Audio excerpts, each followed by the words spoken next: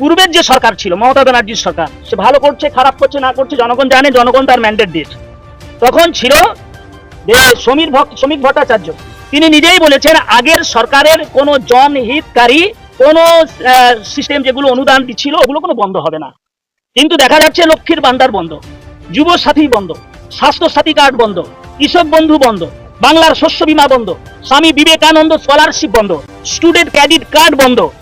আর যেটা হলো না সেটা কি বলেছিলেন, গ্যাসের দাম কমিয়ে 450 টাকায় নিয়ে আসা হবে, সেটা হলো না। 200 ইউনিট বিদ্যুৎ ফ্রি, সেটা হলো না। মেয়েদের ফ্রি বাস, যেদিন দিয়ে মেয়েদের ফ্রি বাস করেছে, মানে সরকারি বাস স্টপেজে যখন মহিলারা অনেক দাঁড়িয়ে আছে, সরকারি বাস আর দাঁড়াচ্ছে না। তারপরে যখন মেয়েরা সরকারি বাসে উঠছে, কিছুদিন পরে দেখা গেল সেই ফ্রি বাসটাও বন্ধ করে দেওয়া হয়েছে। 7 নম্বর পে কমিশন, সেটা হলো না। নতুন চাকরির নোটিফিকেশন, সেটা হলো না। বালির দাম কমলো না, দিয়ে বৃদ্ধি টাকা হলো না। তাহলে হয়েছেটা কি? হ্যাঁ, ভালো কাজ হয়েছে। কি কাজ হয়েছে? হকারদের বাড়ি বুলডোজার দিয়ে ভেঙে দেওয়া হয়েছে, ভালো কাজ হয়েছে। হকারদের দোকান উচ্ছেদ করা হয়েছে, ভালো কাজ হয়েছে। পেট্রোল এবং ডিজেলের দাম 8 টাকা বাড়ানো হয়েছে, ভালো কাজ হয়েছে। পঞ্চায়েত এলাকায় বাড়ি পিছু কর 5% বৃদ্ধি করা হয়েছে। সিপিএম এর আমলে 30 থেকে 35-40 টাকা ছিল, তৃণমূলের আমলে 233 টাকা ছিল, এখন করা হয়েছে 1200 টাকা। আপনার টাকা কিভাবে নিয়ে নিচ্ছে। আর কি হয়েছে?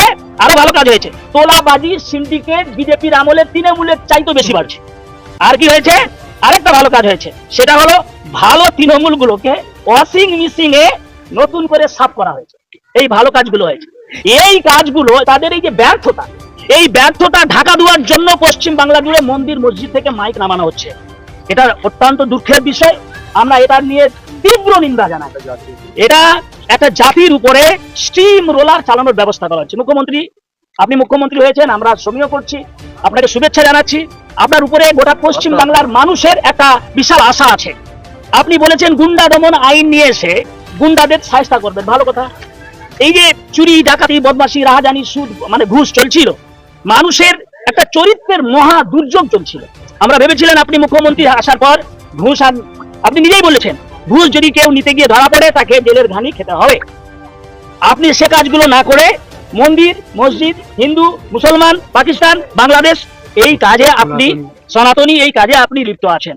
আমাদের পশ্চিম বাংলার সমস্ত মানুষের পক্ষ থেকে, বিশেষ করে আমরা সংখ্যালঘু সম্প্রদায়ের পক্ষ থেকে আপনার কাছে বিনীত নিবেদন, বহু ছাত্ররা আছে শিক্ষিত, উচ্চ শিক্ষায় শিক্ষিত, বিশাল কোয়ালিফিকেশন তারা আছে, ঘরে বসে আছে। আপনি কর্মসংস্থান ব্যবস্থা করেন না, এই কাজগুলো করেন। আপনি যেগুলো শিল্প বন্ধ হয়ে গিয়েছে ওই শিল্পগুলো আপনার আবার খুলে দেন, নতুন করে শিল্প আপনি নিয়ে আসেন যাতে করে নতুন করে কর্মসংস্থান তৈরি হয়। এই কাজগুলো করবেন, গোটা পশ্চিম বাংলার মানুষ আপনার দিকে তাকিয়ে আছে। তা না করে আপনার ভূমিকা দেখছি এলওসি থাকাকালীন, অর্থাৎ লিডার অফ অপোজিশন থাকার সময় যে মুডে কথাবার্তা বলতেন, বিধানসভার ভিতরে আপনি একজন মুখ্যমন্ত্রী হয়ে সেই লিডার অফ অপোজিশন মুডে আপনি কথা বলছেন, অভিযোগ করছেন বাংলার মানুষকে গুন্ডার মতো কথাবার্তা বলছেন আপনি। এটা বাংলার মানুষ দেখতে চায় না। বাংলার মানুষ একজন শালীর মুখ্যমন্ত্রীকে দেখতে চাচ্ছে, বাংলার মানুষ পশ্চিম বাংলার জনগণের মুখ্যমন্ত্রীকে দেখতে চাচ্ছে, বাংলার মানুষ তৃণমূলের মুখ্যমন্ত্রীকে দেখতে চাচ্ছে, কংগ্রেসের, সিপিএম এর, এসএলসিআই, আইএসএফ এর, হিন্দু মুসলিম শিখ ইসাই এসসি এসটি ওবিসি সমস্ত মানুষের মুখ্যমন্ত্রী দেখতে চাচ্ছে।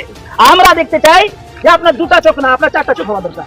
সামনে 2টো চোখ থাকবে, পিছনে 2টো চোখ থাকবে। আমরা সেই শুভেন্দু অধিকারীকে দেখতে চাই। অতএব বিনীতভাবে আপনার কাছে নিবেদন, আপনি বাংলার মুখ্যমন্ত্রী হয়েছেন, ওরা পশ্চিম বাংলার মানুষের অনেক আশা ভরসা আপনার উপরে। আমরা চাইবো সেই আশা ভরসার উপরে আপনি স্থির থাকবেন, মানুষের কথা ভাববেন।